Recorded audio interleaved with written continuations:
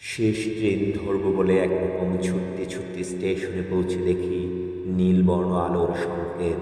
হতাশার মতন হঠাৎ দারুণ হুইসেল দিয়ে গাড়ি ছেড়ে দিয়েছে। যাদের সাথে শহরে যাবার কথা ছিল তাদের উৎকণ্ঠিত মুখ জানালায় উবুর হয়ে আমাকে দেখছে, হাত নেড়ে সান্ত্বনা দিচ্ছে।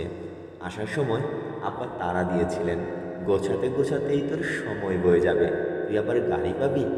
আম্মা বলেছিলেন, আজ রাত না হয় বই নিয়েই বসে থাক, কত রাত তো অমনি থাকিস। আমার ঘুম পেল, এক নিঃস্বপ্ন নিদ্রায় আমি নিহত হয়ে থাকলাম। অথচ জাহানারা কোনো দিনই ট্রেন ফেল করে না।